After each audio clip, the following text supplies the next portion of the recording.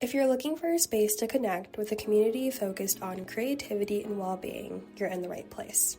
Welcome to A Concept You, the podcast, where we talk about creativity, intentional living, and self-expression. I'm your host, Michaela Ayana. Welcome to the playground.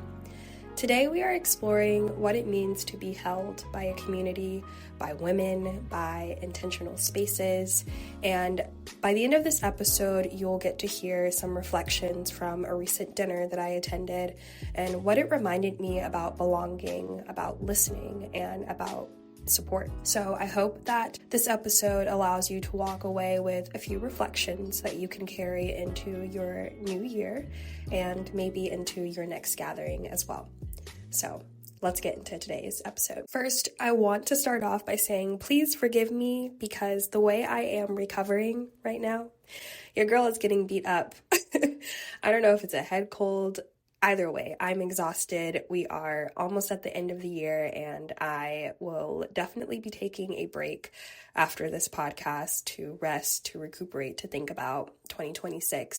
I have a lot of reflections that I want to share with you guys, and I'm really excited to get into today's episode. Let's get into it. I went to this dinner called Women Over Dinner, and I actually went by myself. I honestly do a lot of different things by myself. I find that especially as I am moving into a new space, that it is the best way or easiest way for me to find community because I'm doing things that I know I enjoy doing and can meet and connect with people who also enjoy those same things. I went to this dinner alone and I was blown away at how held I felt leaving. I literally came as a stranger. I arrived alone, but I left feeling held, feeling supported, feeling loved even. This event was something that I actually found on Instagram very randomly as an Instagram ad. I purchased my ticket, donated to the cause, and just waited to hear back on, the details of the dinner, what I could expect. Going to this event was something that I didn't realize I needed. When I arrived, I walked into this beautiful space. I took off my coat, I signed my name to sign in, and then the person who would walk me to my table had an envelope, which she wrote my name down and then took me to where I was being seated. She asked me where I wanted to sit. At that time, there were 2 empty seats at the table, and I was just like, place me wherever you think I should be placed. So I sat down, immediately started greeting everyone, telling them who I was, telling them my name, asking folks who they were, what brought them to the event, if they came here with anyone, what they did for a living, what brought them joy, whatever, just starting the conversation. We nibbled on some of the appetizers and just chit-chatted and got to know one another. When the event started, of course, they gave their spiel on, what the impetus of the event was and why we were gathered here today.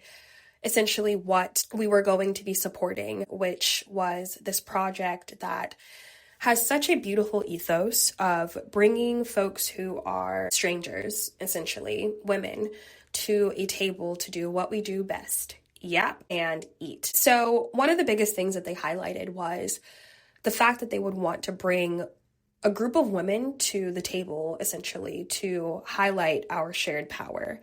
And I thought that that was just such a beautiful way to kick off the event, to let us know, okay, this is the intention of the space. This is the intention of what we want to do today. So whatever we talk about, whatever is discussed, whatever we leave with, at the very least, we will leave feeling empowered. And that was exactly what we felt, and then some. After they introduced the event, we had a moderator who sat at our table, and there were about maybe 7 different tables as well, and other moderators and groups of women. And this was the person who essentially took us through the night. So the first thing that we started off with was turning to the woman to our left and telling her something that we noticed about her. So at this point, we, we're a little bit more familiar. We at least know each other's names, and we've been able to pick up something about the women we were sitting next to. I turned to the person to my left. I told her that I noticed her beautiful bright eyes and her creative spirit. She was also an artist, and that was something that we immediately connected on. From then, we walked through a series of questions that allowed us to respond as freely and openly as we would like to, And the only rule that we had in giving our response and walking through the series of questions was to respond with thank you. So there wasn't space for us to rebuttal or to counteract anyone's thoughts, anyone's experiences. We were simply allowed to share our truths and then thank the people who were speaking for sharing. I thought that was such a beautiful way to have a conversation, or to kick off the conversation, because a lot of times in conversation, we are going back and forth. I'm giving you something, you're giving me something, but sometimes in that transaction, things are missed because we're trying to respond. We're trying to listen to respond versus listen to simply listen, if that makes sense. And I feel like I'm not saying that correctly, but you get what I mean. By leading the conversation this way, this gave us the opportunity to talk, to express our truths, but have that truth just be held. That's it. There wasn't any reflection, any back and forth. It was just what we said, and that was that. And I thought that was just such a beautiful way to go about the event. As we finished our meals, we reflected on 4 different questions, and I'll briefly talk about some of the responses I gave, but I do want to leave those questions with you all so that you can also reflect, regardless if you identify as a woman or if you feel connected to the questions. I think they are beautiful prompts to journal on, to think about, and really helping you to look forward into the next year. And also how you feel supported with the women in your life, or with the people in your life, period. The first question was, what do you like about being a woman? What is the most challenging part about being a woman? And to this, I responded that I love how we are in community. I feel like I come from a family of women. I didn't realize how important that was until I got older, that I realized how supported, how seen, how held I have always been because I come from a family of women. And my aunts, the mother figures in my life, the community of sister friends that I have, they have held space for me so many times that I can even count that I realize how much value they add to my life, just simply for them being them, for them not only holding space for me when I needed, but then also allowing me to hold space for them as well. So that transaction, that connection that we have is something that I love about being a woman. What I responded to the challenging part was the way that we have to show up outwardly. I feel like I am an extremely emotional person, but there isn't always a space for me to have my emotions be held in the outward facing world. So while I can connect with, my friends, I can connect with my family, I can connect with my mom, I can express my emotions openly and freely and know that even if I am spiraling right now, I can come back and say something completely different on how I'm feeling in the moment because I feel comfortable honoring and expressing my emotions.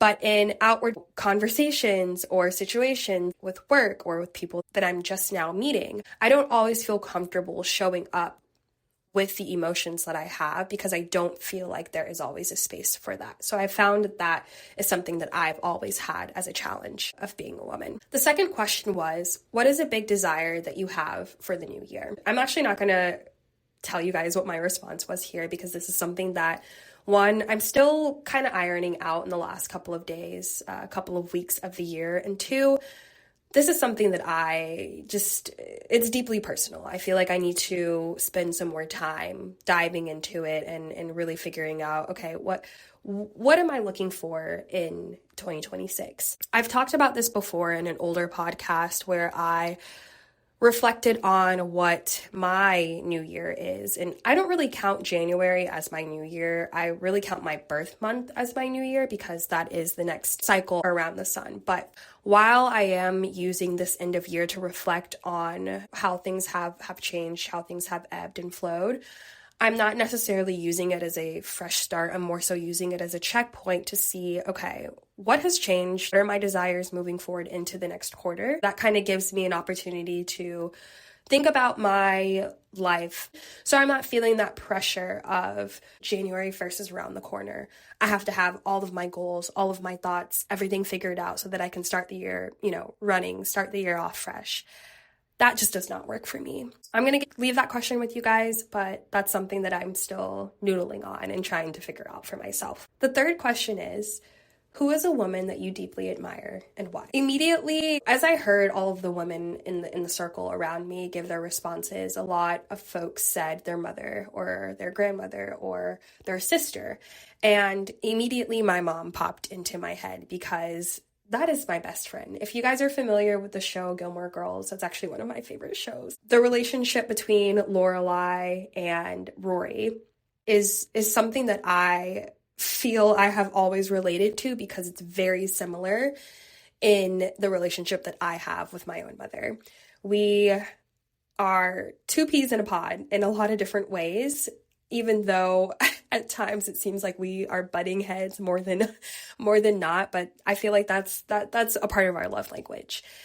My mom had me when she was 21 years old, and our life, I will say, has not been without its struggles, without its trials and tribulations. But there has always been a way through, and my mother has always found a way to make sure, regardless of what is happening, that the effects that I feel are extremely minimal. And I know, of course, now in my adulthood, how taxing, how exhausting that is to have to carry the weight of, I need to make sure my child does not feel any burden.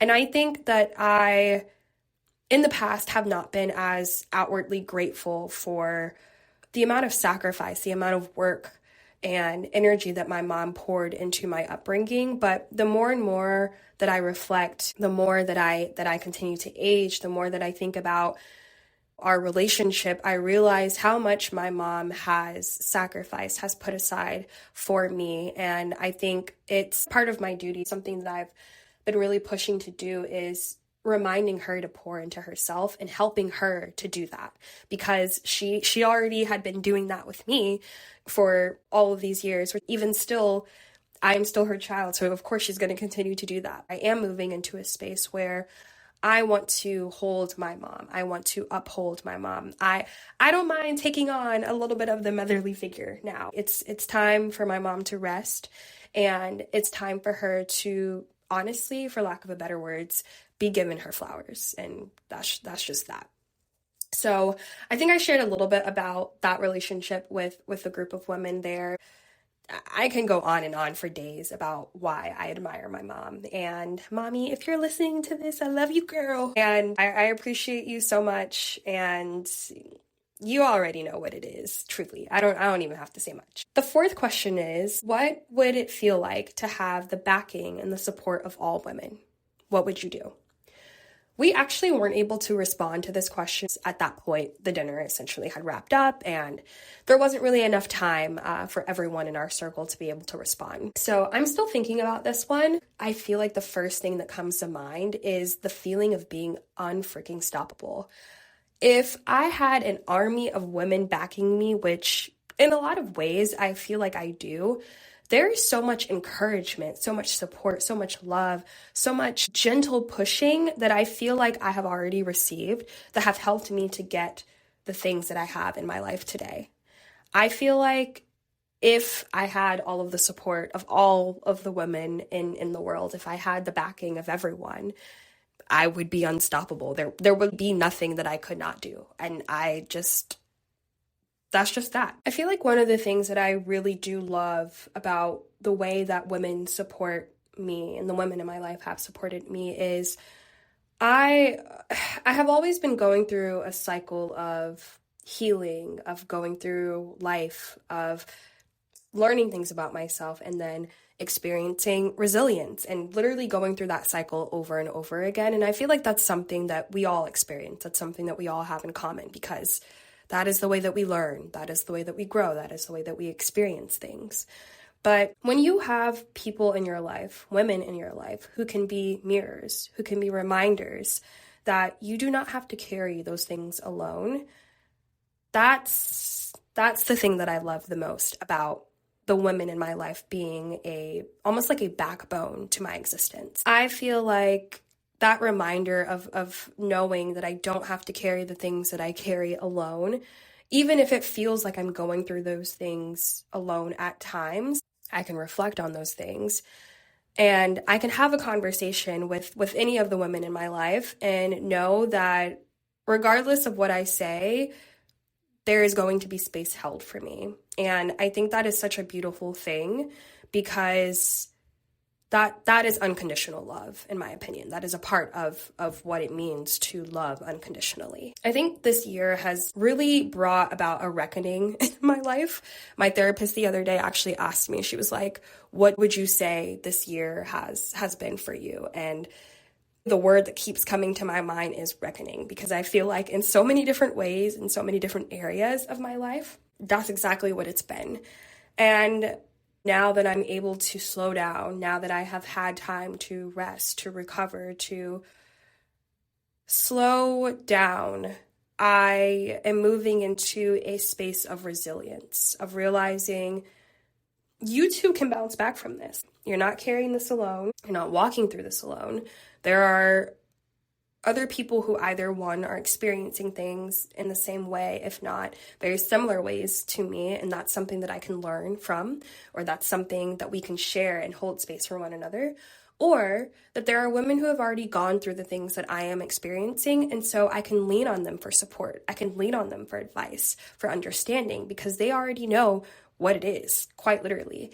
And being able to learn from the women in my life, being able to learn from the women who may not be directly connected to me, that is something that I think is so beautiful about building a community of women, because I don't only have the people in my immediate circle and my immediate family to lean on. I have my elders, I have my aunties like Bell Hooks, whose book All About Love I'm currently reading and very slowly getting through, but that is already something that has been teaching me a lot about the way that I show up for myself and the way that I show up for others. And I think there's just something to be said about that generation of women. There are numerous people who come to mind who kind of fit in that same category. And I think about just how beautifully they showed up and how beautifully they created these ideologies around the way that we love and the way that we support one another. And so that's always something that I think about. That's always something that I will never take for granted, is the way that women show up as a backbone in my life. I want you to think about who are the women or the people in your life who have held you, who have held space for you. Who do you admire? And when was the last time that you thanked those people? So if someone came to mind while you were listening to this podcast, please consider reaching out to them. Let them know that you are grateful for them, just as I am grateful for you. Thank you again for tuning in to another episode of A Concept You, the podcast. If this episode resonated with you, share it with your loved ones.